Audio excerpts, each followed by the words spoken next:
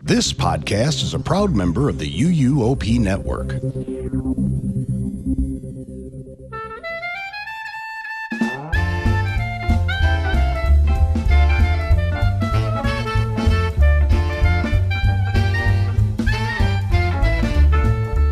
Hello, foodie friends, and welcome to episode 17 of the Taste of Universal podcast. Shelby here, and I'll be your host today. And joining me are my co-hosts, Kelly. Hi. And Tracy. Hello, everyone. How is everyone doing? Not too bad. Excited to be talking about this. So I know. Ready for that. Yeah. Really exciting. I know. I can't believe it's here already. I know. It's just, I felt like we would never get here. I know. Yep. So weird. I know. It felt like it went from being 3 years away to being 12 minutes away. Yeah. It was like so far. It's here. Like there's no in between. Yeah. Totally agree. It's, in a month's time, it will be open. And It's like I'm so almost excited. unbelievable. I know. Wow. I'm really excited for it. Same. We have not mentioned yet what it is. No. Just in case you're listening to this episode in a vacuum or something like that. By the time this episode comes out, we will be like less than 2 weeks, maybe 2 weeks exactly away from Epic Universe's main opening day. So we are going to chat about that a little bit today. Yes, we are. Well, Kayla is off on a different kind of adventure this month, but she's left her notes and will be back with us next month, which is exciting because then we will all be talking about the same thing at the same time. That's very true. Yes. If no one has anything else they want to say before we get started, I guess we'll just get right into it. Yep. Yeah. I can't Let's think do of it. it. Let's go. All right. Well, as Kelly mentioned, Epic Universe is officially opening this month at the time of this the airing of this episode, actually, not the recording. Pretty close, though. Oh, yeah. Yep. In today's episode, we want to provide you with a general overview of the food offerings at this brand new park. We won't be going menu item by menu item like we typically do, but we will tell you where to find the food offerings in each of the 5 portals and what the ordering process is at each. For dessert, we will also be sharing our personal hype lists for food and attractions. So I am the only host not going to Epic for opening weekend. So our June episode will be me interviewing the 3 of you, you guys and Kayla, to help me plan my trips in June and July. And we'll also be gathering through our social medias questions from our listeners for you guys to answer or for us to research for you. And July, we'll go back to our normal format, covering the resort as a whole. And one more note about our schedule. Universal is always looking for ways to surprise us. And just a few weeks ago, they shocked us by announcing that Helios Grand Hotel was opening several weeks earlier than originally announced. So we will spend future episodes going over menus for the wide variety of food and beverage at this brand new flagship resort. So stay tuned for that. And part of why we aren't going menu item by menu item is that would take 19 hours and nobody has that kind of time to record or listen to that. No, I only have 18 and a half, I'm afraid. Yes.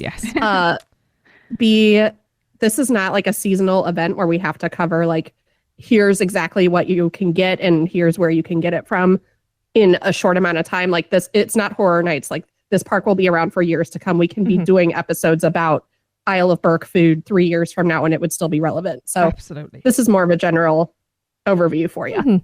There is very little food news around the rest of the resort this month, so we will have no formal appetizer section of our menu today. Instead, we will provide you with an overview of the food and beverage offerings at Epic Universe to help you plan your first trip to the park. For dessert, we will give you our own hype lists of most anticipated lands, rides, and of course, dining locations. I have actually been to a preview event, so I will share my thoughts last to make this episode as spoiler-free as possible, which, according to everyone that's listened to the UUOP that I was on, I did a good job. So I'm very proud of that. You were great. As always, when we talk about new menus, all of this is subject to change. In fact, one of the dishes talked about on the Discover Universal podcast is a birria hot dog from Comet Dogs that is not on the current menu. We're giving you what we know so far. Epic Universe has 2 table service locations, 8 quick service locations, 10 food stands, and 8 bars.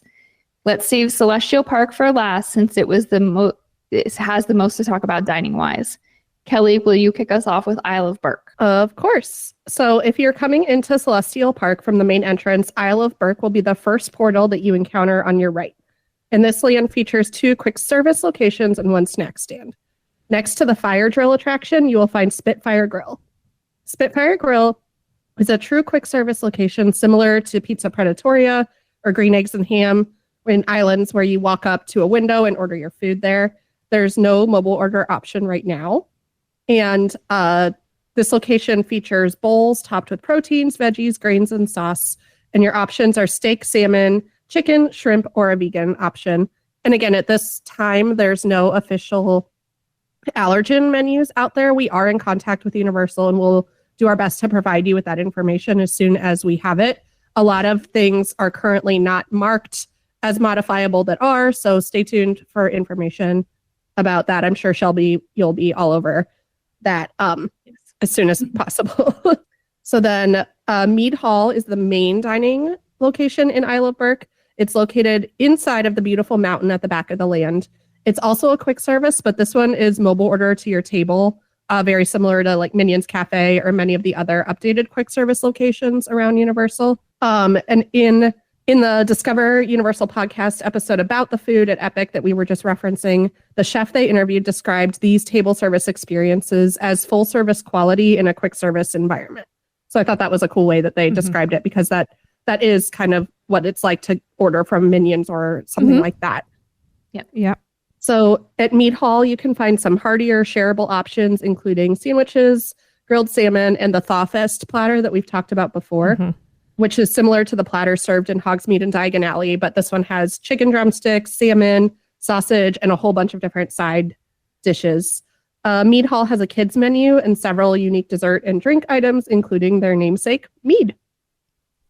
Cool. And then the snack location in Burke is Hooligans Grog and Gruel, and it's next to the Viking training camp. And this snack stand serves mac and cheese cones and some canned beverages. The menu or the app says that there's mobile order available here, but from people who've been to previews, they've said that the mobile order was either not set up or not working, or that's just a glitch in the app. So stay tuned for whether or not there is actual mobile order here. But we've heard from multiple people that the line for this one can get really long, but that everyone who's tried it has really loved it.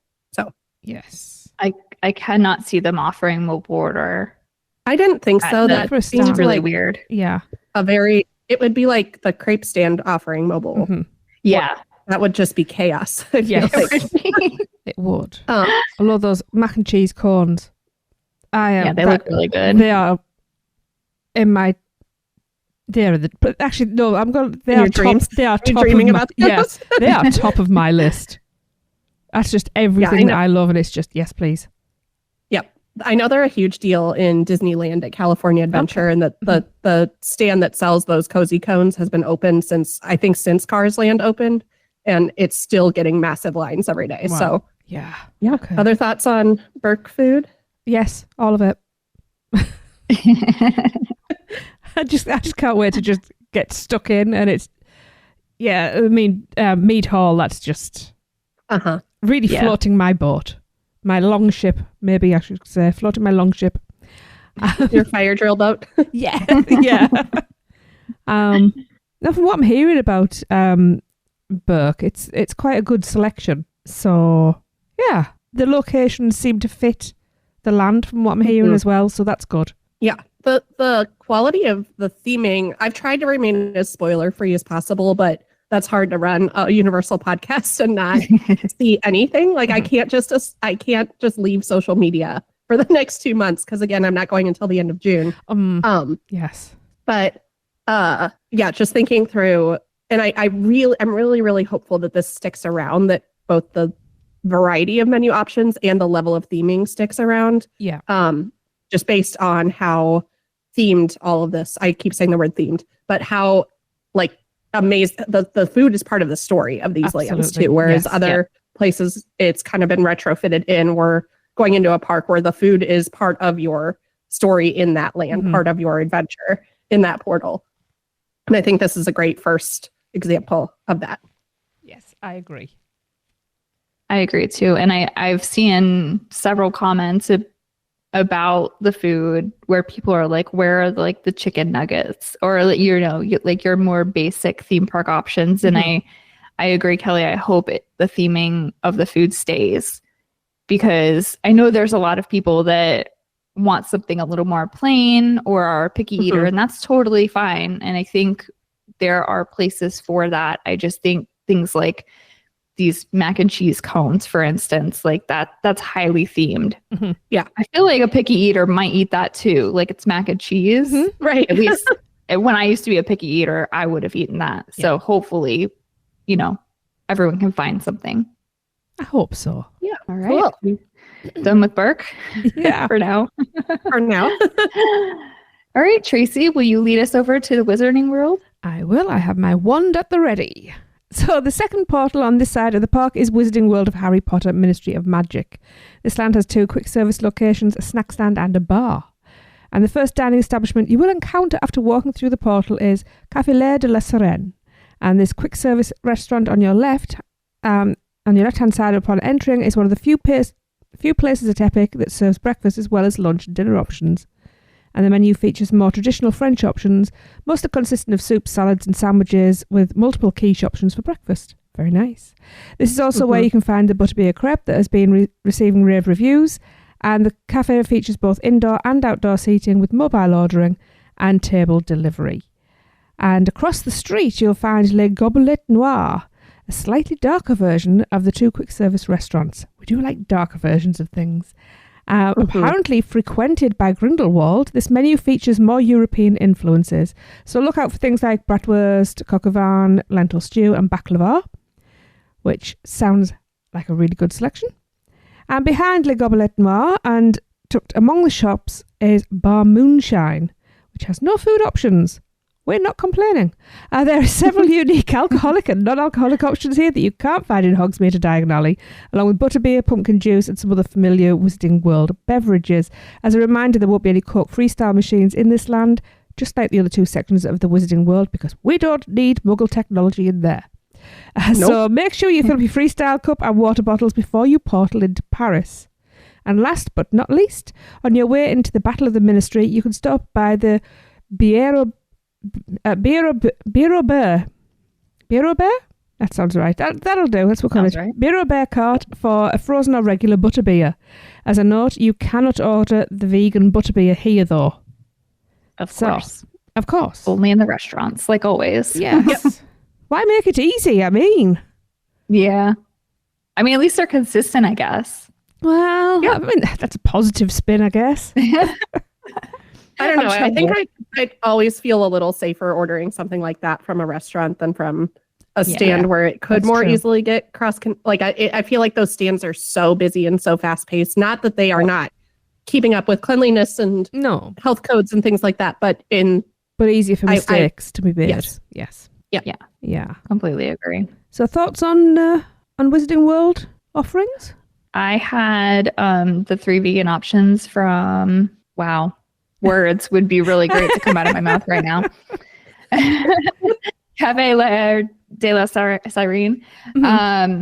They're all really, really good. Like there's a vegan croissant there that I don't think people would be able to tell that it was vegan. So I'm curious to know what other people think of it. Okay. But I shall try and let you know. And there's a sandwich and the cassoulet there. They're both really good. Oh, nice. I don't expect anything less from the Wizarding World. Yeah. So it's pretty on par. Very cool. Yeah. Yeah. Again, back to theming that, it's right there when you come in on, is it Place Cachère? Is that what it's called? Place Cachère? Yes. Yeah. Okay. Thank you. I want to call it the right thing. Like if they're going out of their way to make this as, representative of a different culture as possible. I want to learn how to say these things the right way to be respectful to that. I don't want to just end up calling it like the cafe. Like I want to learn these things. Yeah. Learning is good. But it truly from the concept art looks like it is people just like chilling on the sidewalk as they would be in Paris at the tables and, you know, having a cup of tea or a cup of coffee with a croissant or something like that. Like it looks like it's adding very much to that placemaking of it. So excited to see these places. Yeah, it looks good. Like I said, I like when they have like outdoor seating like that because it really adds like kinetic energy as well. It makes the place feel lived in. So yeah, I'm looking forward to that. But another land that looks like it's pretty solid when it comes to the food. I think we're going to be saying that a lot. I know. Continuing on around the park across Celestial from the Wizarding World is Dark Universe, which I know if you're a Horror Nights fan, you're probably pretty excited about this one. Yes, indeed. Inside the land, you will find 2 quick service restaurants and 1 snack stand. First up, when you walk through the portal, is Das Steakhouse on your right. This location is mobile order to your table, and the menu features highly themed hearty meals like burgers, fried chicken sandwiches, vegan stuffed cabbage, and chicken wings. Here you will also find steaks, as in STAKES, not like a steak from a cow. You could find 3 kebab options: chicken, fish, or brisket and mushroom meatloaf. These are served with mashed potatoes and roasted veggies. There are also themed desserts like the panna cotta brain and some fairly accessible kids options. Continuing deeper into the land, you will find the iconic Burning Blade Tavern. You will find indoor and outdoor seating here and a limited menu of food along with some specialty cocktails, a mocktail, and beer and wine options. This might be an icon in the land, but it is not the main restaurant. This location does feature a separate mobile pickup window. We are hearing great things about the Hunter's Garlic Steak, which is a garlic butter pretzel. But Tracy, we are relying on you to try that one for us. So Princess and Bear went and they tried to modify this, which I was told you can modify this pretzel, and they didn't have any luck. So on one of my upcoming trips, I'm going to attempt to see what's going on. I think though, like garlic butter is my favorite. Obviously dairy-free butter, but garlic butter is one of my favorite dips. And I think I would just be really sad eating a plain pretzel that I knew was supposed to be like doused in garlic butter. So I'd probably avoid this one way or another, but carry on. I think because there's also a potato here that you can modify, and the butter that comes with it is vegan. It's a margarine instead of like an actual dairy butter. So I feel like the issue when they ordered it was that they were still sprinkling like some Parmesan on top of the pretzel, I think is what was happening. So it's on my running to-do list of things to investigate, but I'll try to make it happen for you, Kelly. Okay. But Tracy, either way, yes, will depend on you. I will, the real thing. Yes, I will take 1 or 2 for the team. Thank you. Oh, yes. thanks. We appreciate it. I mean, it'll be a struggle, but I will force myself. And then finally, DeLacy's Cottage is a snack stand tucked to the left of Monsters Unchained attraction. This stand has 2 snack options: a Frankenstein's monster-shaped pretzel similar to the Shrexel over in DreamWorks Land and Universal, and the other option is a cinnamon sugar donut bites with cream cheese icing. And then there's also a variety of canned bottled beverages here, and that pretzel, similarly to the Shrexel, is also vegan without a cheese sauce. So okay, we have an option over there too. So good. What do you guys think of Dark Universe food? Yes. I mean, there's just so much there that I'm kind of like, I've not got enough time to eat all this food. The vegan stuffed cabbage, I'm pretty sure we've seen that. Like, we've seen some pictures of that. That looked amazing. Have.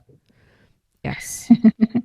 Well, that one was part of the official media release from Universal. Yeah. So I think we Tracy, you weren't actually on that episode. I think Lee subbed in for you when we went over the menu items that we officially had, but it's very interesting looking. I really like stuffed cabbage, so I want to try that part, but I don't. Shelby, are the noodles actually beets? No, I don't think so. I think there are noodles that are they're like colored with beets. Yeah. Okay. Does it Like they were taste- regular noodles. Oh, okay. Does it taste Yeah. beety? I don't think so. I don't beets. think they taste beety. Okay. I mostly tasted the flavor of the sauce, which I think is like tomato and red pepper or something like that, which I thought it was really good. All my other vegan friends that have eaten it, they didn't like it. And I'm like, I don't know. I don't know why. I thought it was great. I think that's one thing, like Kelly, maybe if we can sync up a trip or something, we could try it together. That way you don't feel like you have to eat the whole thing. No, that was definitely it's a large portion. Yeah. That's where I'm running into. I think Tracy, you just started to say this of that how it's not just like I want to try this snack and I want to try that snack and I'll take a bite of your, cinnamon donut stick, Shelby, that we had that one time. It's like these are how many full meals could I actually eat in a day and not die? Yeah. Because it's the entrees that I want. It's these like full size portion things of I want that and that and that and that. Mm-hmm. So prioritizing is going to be a challenge. I'm just thinking we just need to take Tupperware in. Yeah. And a backpack. Yeah. Or a small truck. No, it's honestly true. Everything that I've seen or had has been very large portions. And if I didn't have other people to share them with, I would have struggled to eat what I did. So, well, that's everybody keep that in mind. Yeah. That's encouraging that, these prices are maybe a little bit more than what we're used to seeing for theme park, quote unquote, quick service food. But as we've seen with the other restaurants that have closed and reopened with these expansive menus or slightly elevated menus, you're getting more food. You're getting more food and higher quality food for a little bit more money. Yes. So I think that's something to keep in mind when you look at like a quick service entree that might be $19 to $23 or something like that you're getting the restaurant quality, sit down restaurant quality at a fast pace. Yeah. Which is what you need in a theme park, to be quite honest. Yeah, really. I mean, there's sit down restaurants. How many people are really sitting down and having like, an hour, hour and a half, 2-hour meal? Like you kind of want to get back to your day. Yes. Yeah, those tickets are expensive and that park is big. So yeah, I'm suspecting we're going to see more people eating at the end of the day for the bigger meals. Meals? Oh. Yep. I'm making words up now, so make up all the words that you want, Tracy. I'm a writer. That's what I do. I think that's always one of our pro tips, though, just to remind people, is to plan ahead of time to when you're going to eat, even if you don't follow your itinerary of which ride to hit first. Like that's going to be based on lines and what's open and things like that. But if you know, I'm going to eat maybe a little bit of a heartier snack in the middle of the morning to then do a late lunch or get the 11 o'clock table service restaurant or something like that. So like eating outside of the like noon to 1 and like 6 to 8 hours can give you a lot more flexibility to get on attractions when the wait times are a little bit lower, when everybody's all of a sudden hangry and trying to find food. So keep that in mind to plan, even if you don't have a plan for your day as far as which attractions you're going to do, to maybe have a plan ahead of time, which is why we want this information out to you guys of where things are located, how, just knocked my water. I'm very passionate. I just punched my water bottle halfway across the desk. But, having some idea of where you might want to eat and where these things are located and what it would look like to order food from there ahead of time might help you navigate especially your first few trips. Yeah. Great idea. Yeah. I agree, especially this park, because it's new and because it's so big, it seems overwhelming. Like I felt overwhelmed and I go to theme parks all the time. Yeah. So I feel like people who don't go to theme parks all the time are going to be even that much more potentially overwhelmed by like, oh my God, where do I go? What do I do? Where do I eat? So I'm I agree, Kelly. I'm glad you were able to compile all this, which honestly, wow. Wow. Like the information that you have in here is great. Thanks. It's to the point I put enough work into this that I want to turn it into something shareable. Maybe we can do some Instagram posts or things like that show on the map like what everything is, so that it's something that you don't have to, because again, we are grateful to have a Universal Orlando app.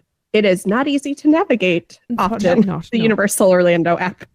And, it's navigating to a land. They did update the app, though. That is something that I think we shared a reel about, but that you can navigate a little bit more easily through each land. And they updated that not just for Epic Universe, but for Islands and Studios too. And yes, so it takes a little work to navigate through that. So stay tuned. I don't know when I'm going to have time to make that resource happen at the end of the school year, but who knows? Maybe I will not want to do my reports and I'll want to do that instead. So stay tuned, but we will find a way to share this information with you guys in a more functional way. Yes, definitely. Awesome. All right. Well, Kelly, will you take us over to Super Nintendo World? Sure. So Super Nintendo World is the closest portal to the main entrance on the left-hand side if you're looking from the Kronos. It has one quick service restaurant, Toadstool Cafe, and that is on your left when you come down the stairs after emerging from the portal. It's very similar to the restaurant at Universal Studios Hollywood, and it's a mobile order to table, which features a few appetizers and salads, plus entrees like the Mario Burger, which is famous for having the M stamped into the bun. And there are a few kids menu items and several highly themed desserts. And to the left of Bowser's Castle, you'll find Turbo Boost Treats. And that snack stand serves popcorn buckets, and themed drink bottles, which are cool. Yoshi's Snack Island is another snack stand that is anticipated to sell fruit-based slushies and fresh fruit. It's not been open for the previews so far, so be on the lookout for more details from us once that's confirmed. The last snack stand is found inside of Donkey Kong Country in Super Nintendo World, and it's called the Bubbly Barrel. We also don't have the full menu for this stand, but it will feature tropical drinks and Dole Whip-based floats. So Super Nintendo World is a little bit more limited in your options with just the one quick service location and then a couple snack stands. But there's some good stuff there, too. I know Kayla loved the gluten-free version of the Luigi burger, which is actually just a chicken sandwich. It's not a chicken burger. It's a piece of grilled chicken. So interesting. Yeah. That's cool that they can change it and make it gluten-free. I think she just got it on a gluten-free bun. I think that's all she had to modify because what makes it Luigi, I think it's a chimichurri sauce on it or a green sauce. Yeah. Okay. I'm looking forward to getting into here, obviously, because we've been to the one in Japan. I'm looking forward to comparing everything. And I didn't get to eat when I was in Japan. Well, I did, but not in Super Nintendo World. Right. It just the way it happened. From what I'm understanding, Toadstool Cafe is more or less just pick up and drop like it is in the other in Hollywood as well. Still think Canopio's Cafe is a much better name, but yeah, we're not in Japan.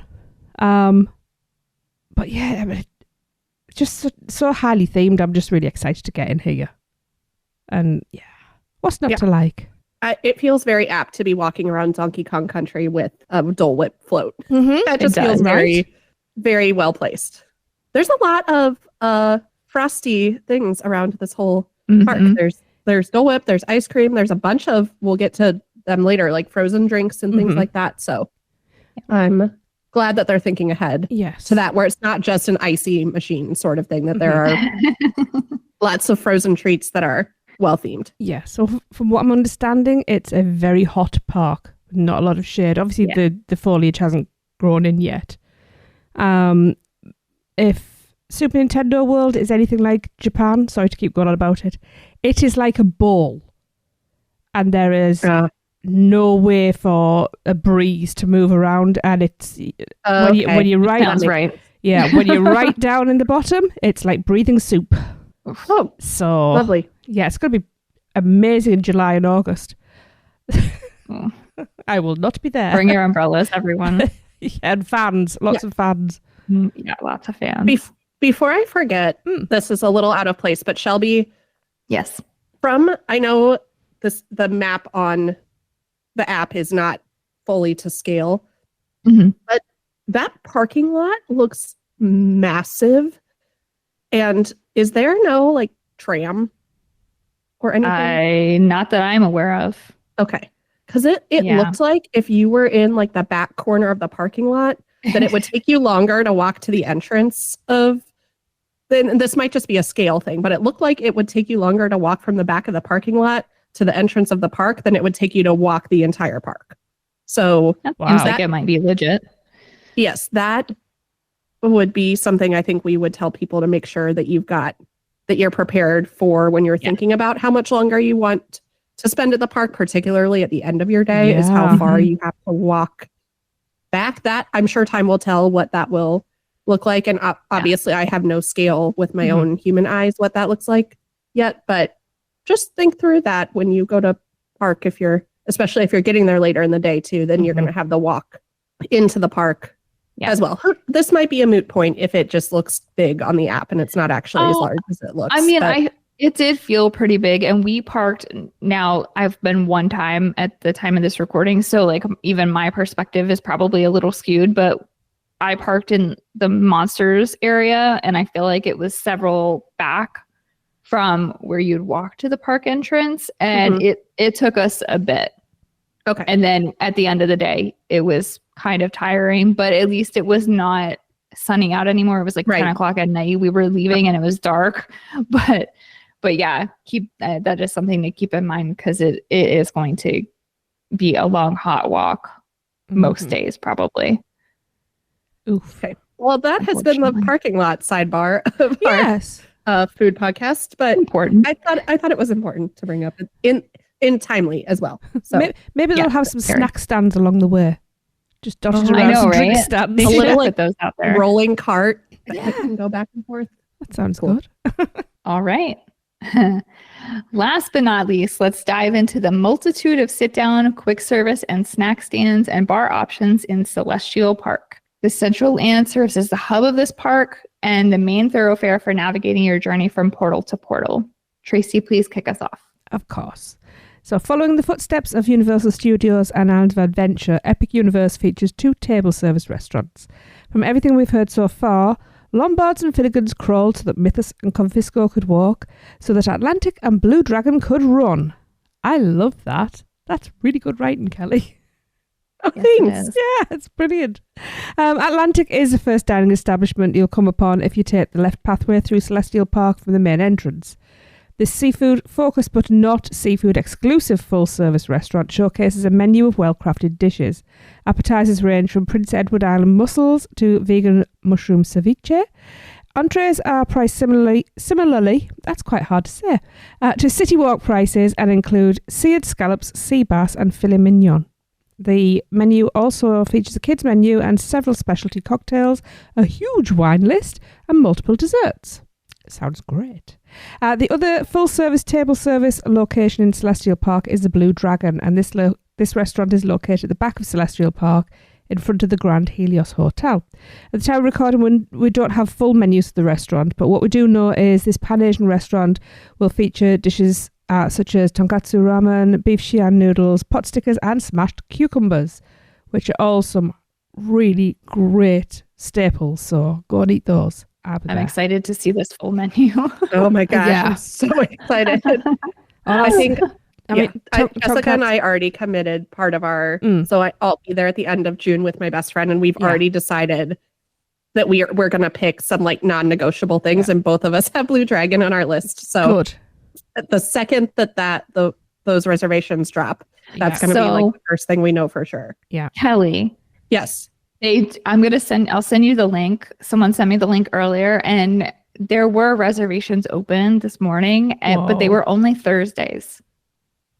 So I don't know if you're going on a Thursday, but maybe you could get a reservation for a Thursday. Oh my God, I'm going on a Thursday. Oh my God. Okay. I'm going to send you that link so you can make a reservation. I'm like, I don't have any Thursdays planned except for this Thursday. So that won't work. I was like, wait a second. What? Awesome. Pause Yeah, it was recording. really random. I'm like, I don't know why you can only go on Thursday, but okay. Do we need to pause Whatever. recording just so Kelly can book now? I can wait. I can wait an hour. I think I'll be all right. Yeah. I'm gonna grab the link for you. Okay. What I am looking forward to tonkatsu ramen because it's the very traditional Japanese ramen, and when it's done right, it's amazing.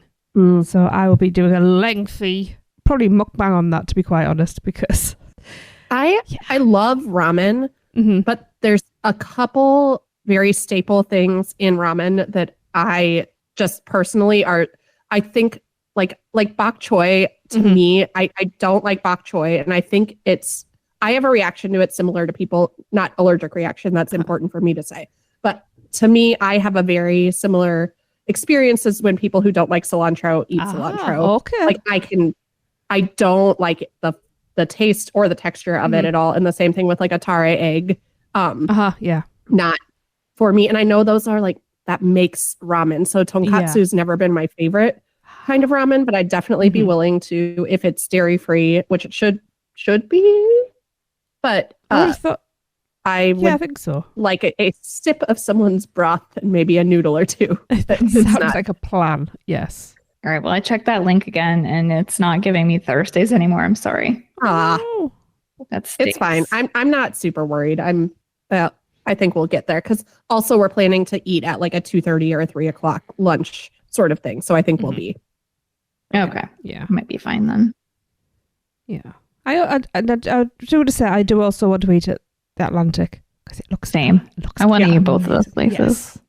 Although I will probably feel a bit weird about eating fish while being watched by fish. So I'd probably have something different. I didn't see like actual fish.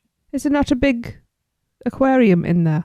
I mean, I don't know. Maybe I'm really unobservant, but there were other large scale fish-like items that I'm not going to mention what they actually are, but they weren't actual fish. What I saw. Oh, maybe I didn't go downstairs though, so maybe that's why. No, I'm pretty sure there's an actual aquarium. I'm sure there is. It's totally up and running.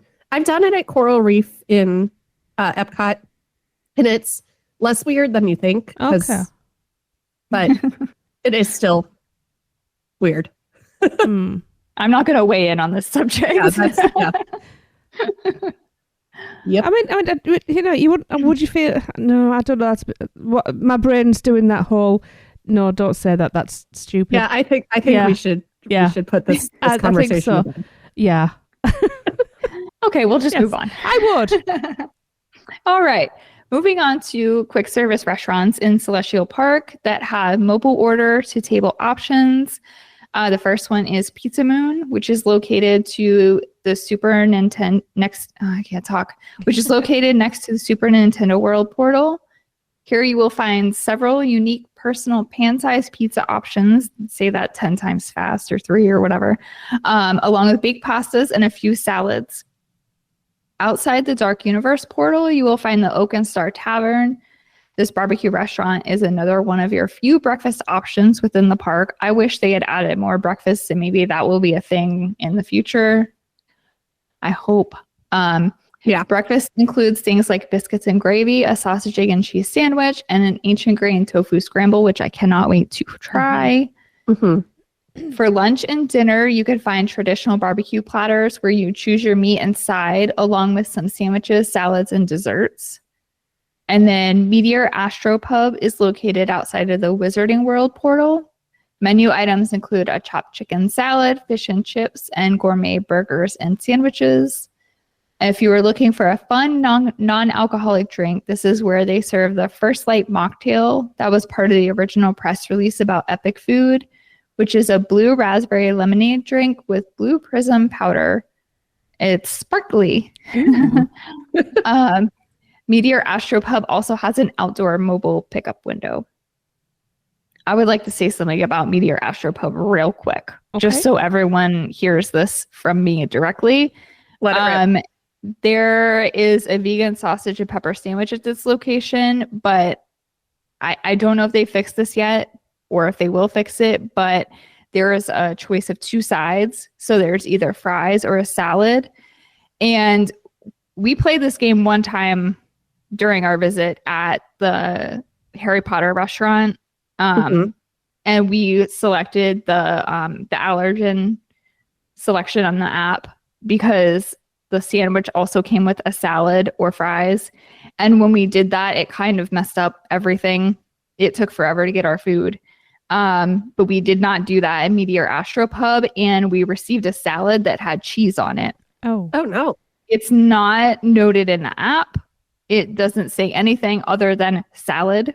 It doesn't have a description. It was like these weird, like, not weird, but like they were like cheese puff croutons or something. Yeah. That's on the chopped chicken salad. So it's like, apparently it comes on the side salad. Huh. But they put it with the vegan option, and I don't know why that is. Obviously, no one has caught that.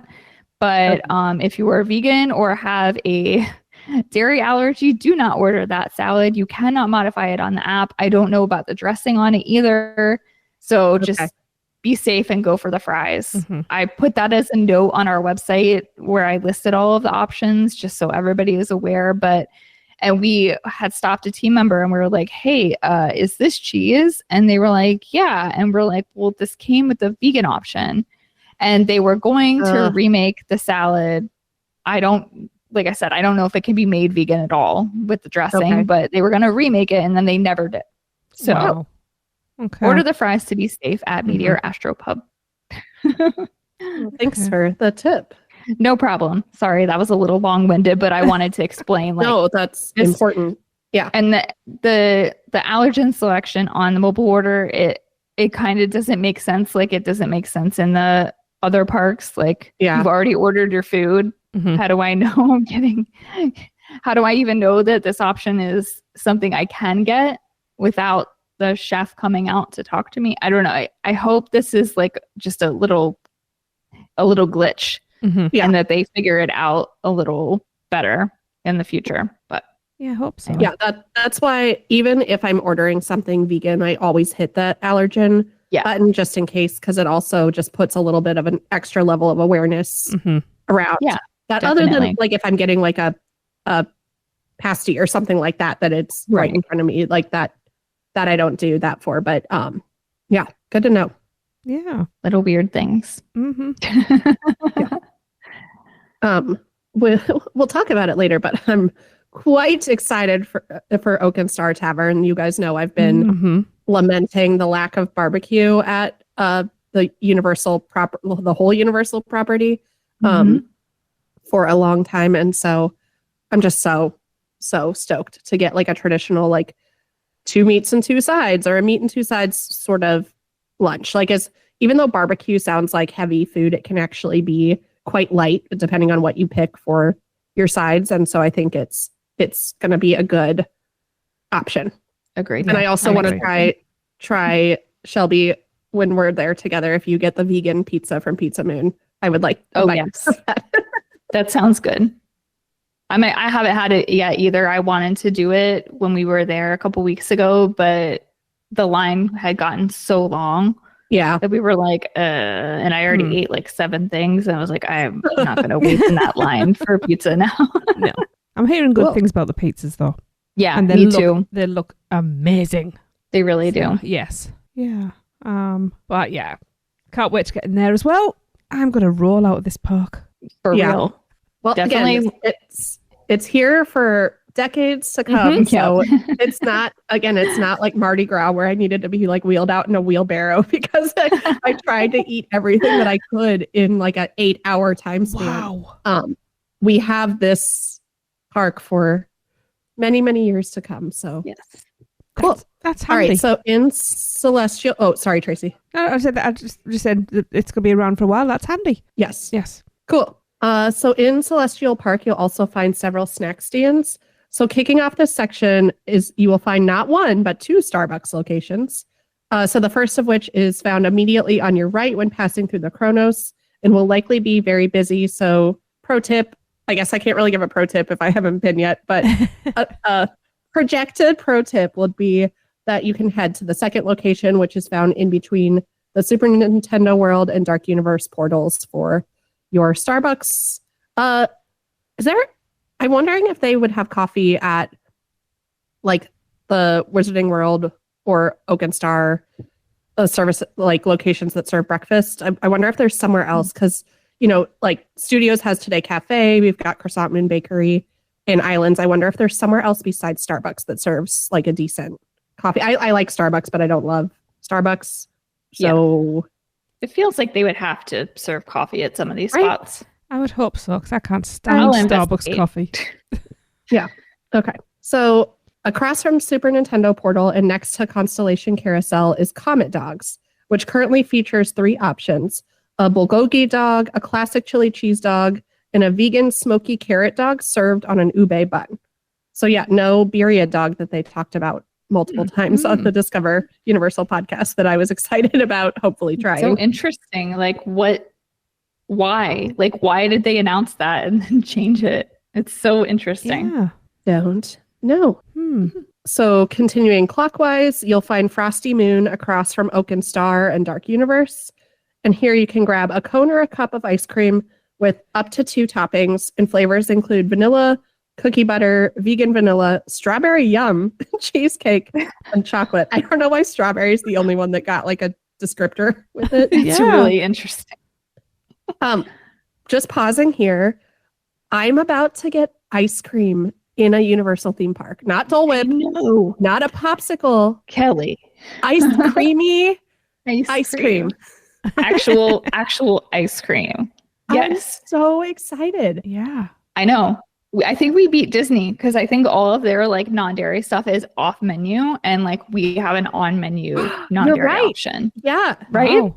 Yeah, because it's you have to ask for it separately. And through the allergen process. Not like that they'd have to order it for you. They have it on site at most places. But oh my gosh. We're lucky. We're lucky. Yes. I'm excited. And we have 2 vegan toppings, not just 1. Wonderful. Yes. Cool. And I think a bunch of the other toppings are dairy-free, but not vegan, like marshmallows. I'd be able to eat that sort of thing. So I'm assuming they're good with cross-contamination there, that if I said it was an allergen, that they'd be able to get things from the back or that haven't been touched by other things. But crossing my fingers that I'm about to get ice cream in a Universal park. You're definitely about to get ice cream. We'll go live from the park. I love it.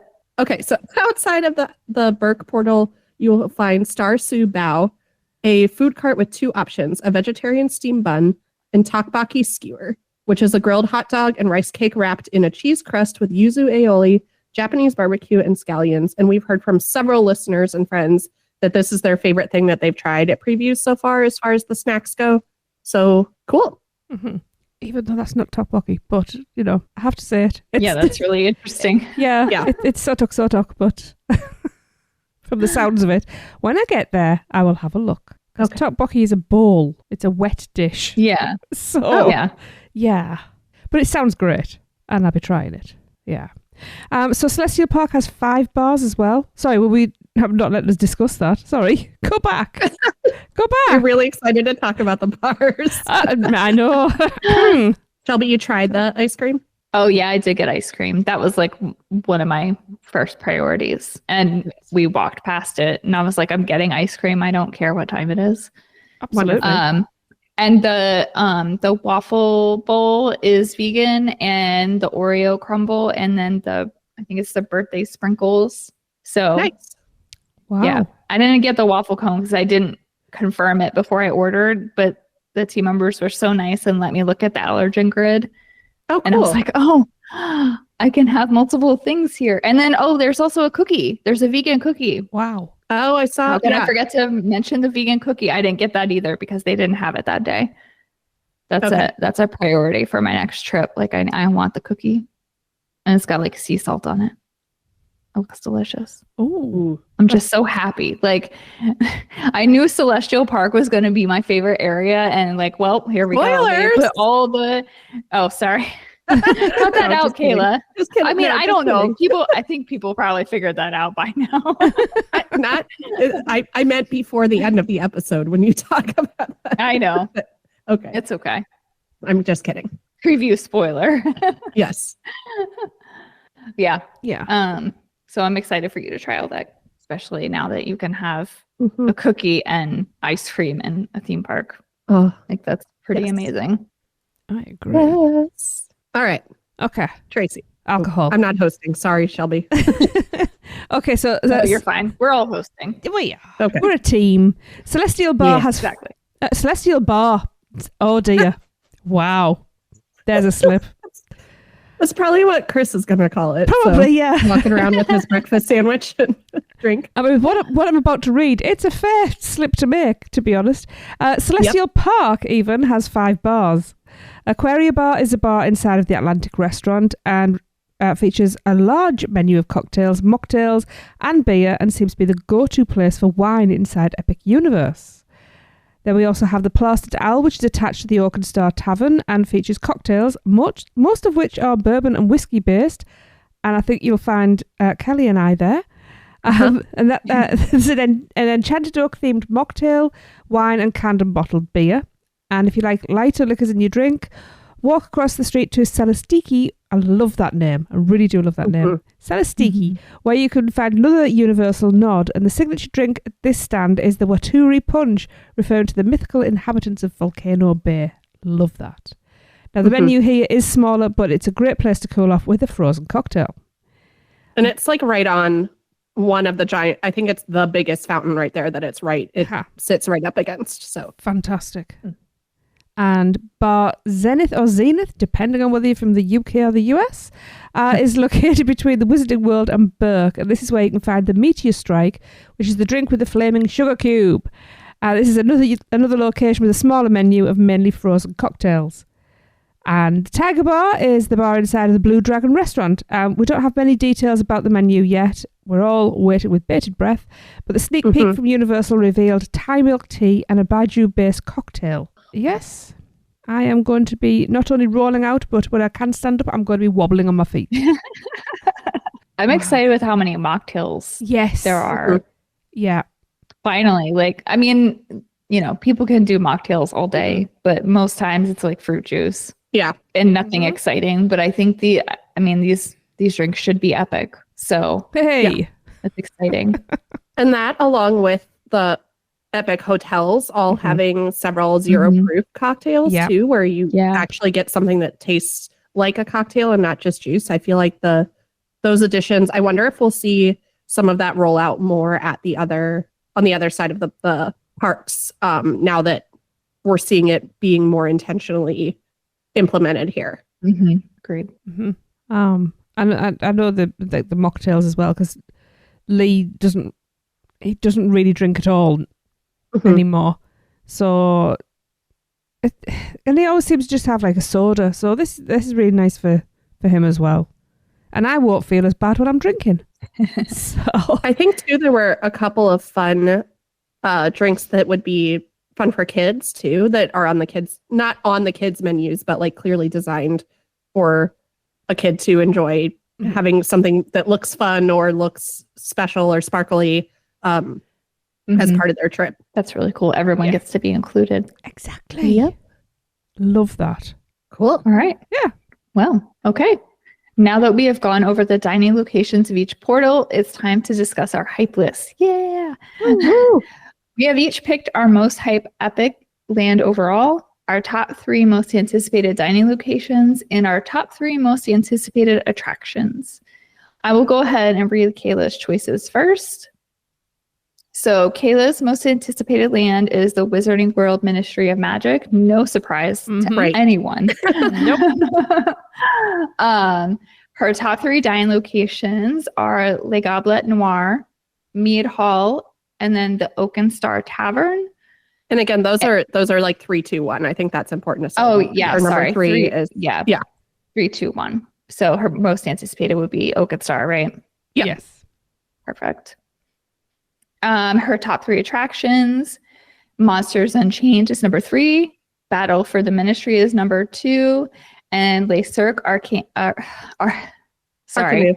I know that Okay, one. so I know it too, but my friend that we were with kept calling it something else, and I almost said it, and I was like, "Don't say that. That's not how you say it." Yep. There's a way to say that would not be respecting the culture like I was talking about earlier. Not at all.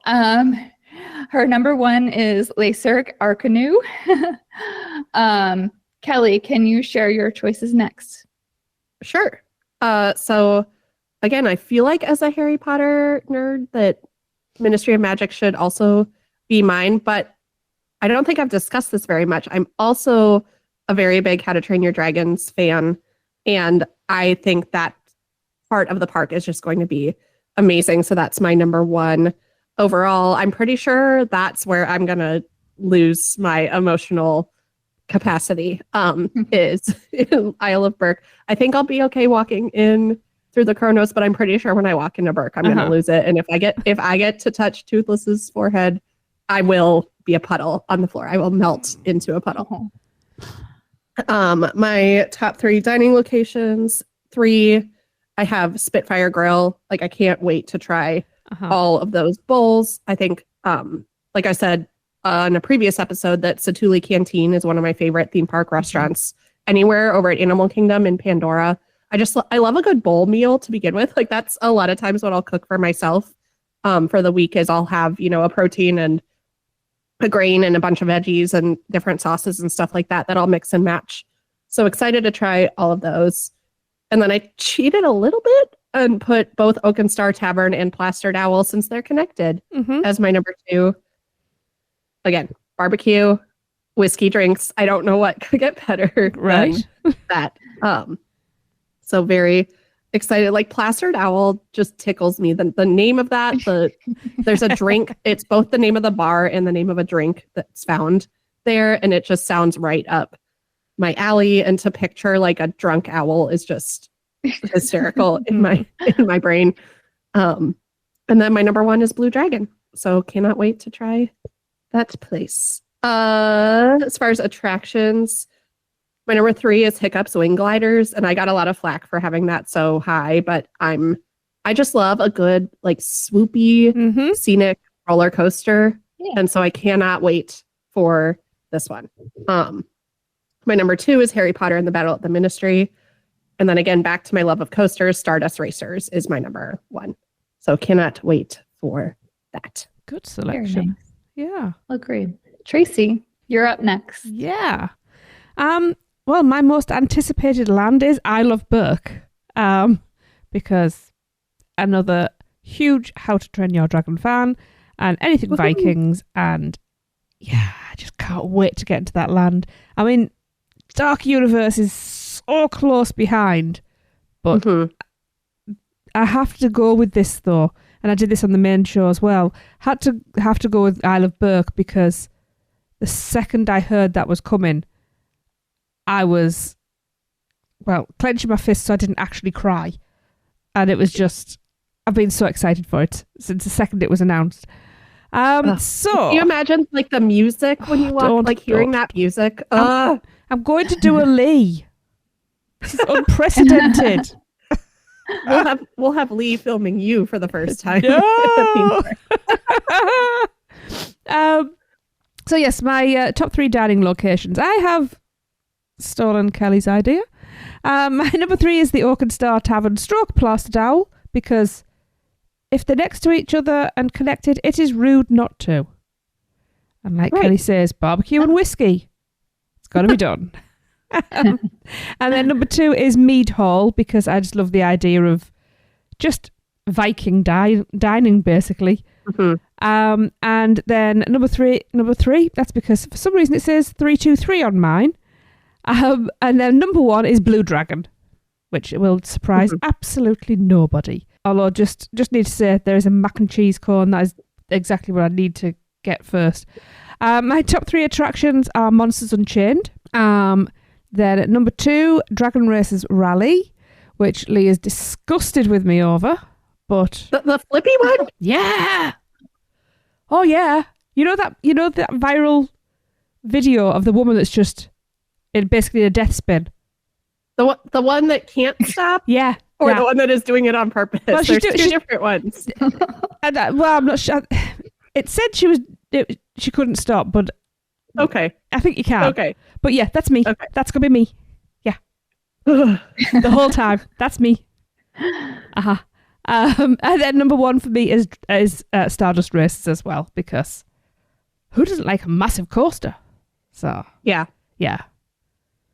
So yeah, that's me. Shelby, what about you?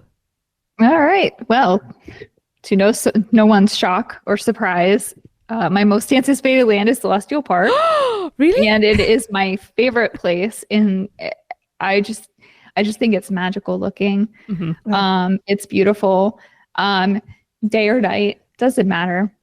And considering I've already gone and seen it, but like, I feel like until you've seen these things like 100 times, you've not really seen them. Yeah. Do you guys know what I mean? Like, yeah, exactly. Like when I was on UUOP and I was like, oh, there's not stadium seating. Well, I didn't notice it, but it's there. It's there. Yeah. Like how many things did I not notice? Mm-hmm. You know what I mean? Like there's just so much information overload, whether you're in Celestial Park or Mario or any of these lands. It's just like so much to look at.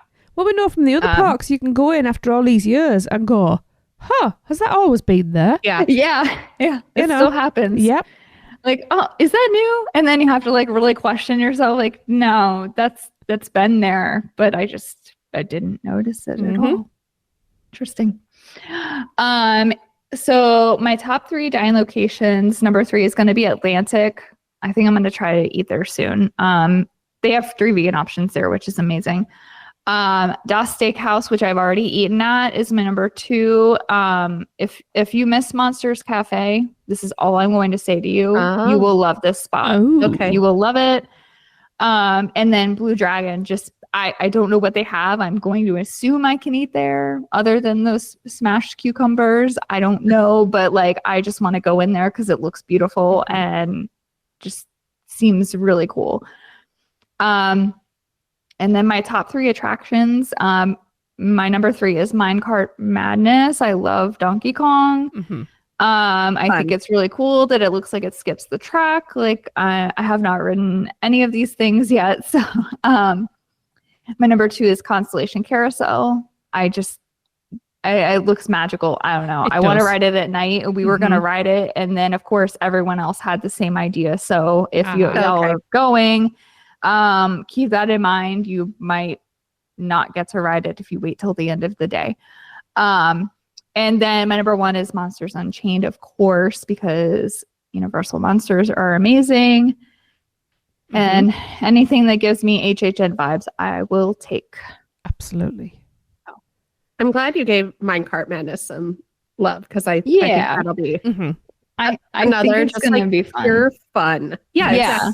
Exactly. Yeah. That it's not super like, yes, there's cool elements of it, but it won't be the one with all the bells and whistles and things like that. But it just looks like you would giggle the whole time on it. Right. Yeah. That's what I'm looking for. I'm kind of looking for like Hagrid's, but in Epic Universe. Like Hagrid's makes me giggle and feel like a child. Like there's not many things in life that do that when you're an adult, and when you find it, you like want more of it.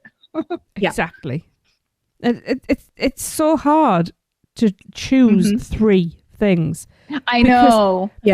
There's nothing, because when we were doing our hype lists for the UUOP, it was really difficult because something had to come last, and it was like, but I'm really looking forward to that, but because of working everything out, it was like, but no, I don't want that to be last, but it has to be. And it's there's nothing in there that I'm going, no, I don't want that. Oh, I'm not looking forward to that. Every single thing I am hyper excited for. So I'm so excited. I'm so giddy. I know. I just want to throw an honorable mention in there. Since Kayla mentioned Lacerk Arcanu, I actually did get to see that. Oh. And it was amazing. And you guys know me. I like poo-poo all over theme park shows. I'm not that person that will go purposely watch a show, but I will go watch that one again. Good. So if anyone's like me, you should definitely check that out. Yes. Because it's cool. I most definitely will be. Yeah. I had a hard time. So the friend group that Kayla and I are a part of, the 6 of us, so us, Grace, Tyler, Madeline, Kevin, we did our like communal rankings of all of these things, and it was just so fascinating to hear everybody's why they're looking for, like, again, Kayla had Le Cirque number 1 of like over all of these other attractions at the park, and yet it was someone else's last place. Like, we were all over the board as far as some things went, but that everyone kept saying, it's not that I don't want to do this, it's that there are 12 things I want to do more. Yep. And so I feel the same about the restaurants, honestly, just, I think I'm going to have to just go with like what has the shorter line, because there's nowhere that I'd be sad to be like stuck eating. Whereas I feel that way with certain restaurants at both studios and Islands of Adventure. It's more of a last resort. And I don't feel that way about any of these yet. So, yeah. It's just all hype at this point. Like, everyone's just so excited to like get in there and do the things and do all the things. Like, it's all new and exciting. Like, it's so cool. I'm excited because I never thought I'd get to go. Like, I thought this would be so far beyond exclusive. You know what I mean? Like that, it will be 5 years before I get to go. Wow. And I'm glad that we all get to experience it either now or very soon. Yeah. I'm really, really excited. Yes, me too. It's funny because Lee and I weren't even coming. It was just, we just didn't think we could swing it. And with me having essays and things due as well, it was just like, that's not happening. And then it was kind of like, we run a podcast that's been going for 14 years. We really should be at the opening. Have to be there. Yeah, it's like, it's a historic event. We need to go. And here we are. We're going. So it's amazing. I'm so happy. Yeah. I need to start thinking about packing soon. Woo! Yeah. Oh my gosh. And again, like, be on the lookout for multiple social media posts. Ask for, or just reach out to us. Like, we're going to give you guys the ways to do that in just a second. But yes, reach out with questions. You can ask them before everybody goes. You can ask them, after everybody's been to answer. But even things like I've got that many of those people that I just mentioned are going tomorrow for a preview. And so I just messaged them and was like, guys, someone has to test whether or not you can use a Mardi Gras food card to pay for your food at Epic. Like, those kinds of detail-y questions. We're happy to either tell you the answer or research the answer or ask the people that we know to find an answer. We want everybody to have the best experience when they go, and take some of the stress away so that you can just be present on that day and take it in like a theme park nerd. If you're listening to this podcast, I'm assuming you didn't just stumble upon it. You're probably a hardcore theme park nerd. And we want to make sure that your experience is as good as it can be. So we're happy to do like the legwork behind all of this to help everybody fall in love with this new park. Most definitely. Agreed. Yes. All right. Well, if no one has anything else. Nope. Wow. That brings us to the end of episode 17 of the Taste of Universal. As always, we want to end with an opportunity for you to connect with us. So you can find our podcast on all the usual podcast platforms, and please subscribe, rate, and review where you can. Find us on Facebook at Taste of Universal, on Instagram at Taste of Universal Podcast, and follow Shelby on Instagram at Universal Orlando Vegans. And we've had a lot of new followers on Instagram lately. So hopefully you guys are tuning in to these as well. And if you want to reach out and ask about back catalog or other episodes, we're happy to talk about that too. Yes. And you can email all of your questions and comments to thetasteofuniversal@gmail.com. And for all your other Universal news and content, go and listen to our network hosts, the unofficial Universal Orlando podcast, as well as the other podcasts on the network, The Rush of Fear for your year-round Halloween Horror Nights news. I always read that wrong. Rush of Fear for all your year-round Halloween Horror Nights news, reviews, and chat. Wow. Theme Park Duo for coverage of everything West Coast, and Portkey Passport, a Disney-centric podcast for adults. and children, but mainly adults. Please like, subscribe. Do not listen to that with your children in the car, please. I haven't listened properly in a while, so has it not been? do not put that on the way to school. Okay. Oh No children. God. No children. Okay. Please like, subscribe, and rate them all, and ignore what I'm saying about who should listen. You should listen, but not around children. Yeah, is what I'm saying. I did actually mean to say big kids, meaning adults who don't want to grow up, but it went the way it went. So Well, we hope you enjoyed episode 17 of The Taste of Universal. Our next episode will be out on June 8th, and Epic Universe will be open for all. Oh my God.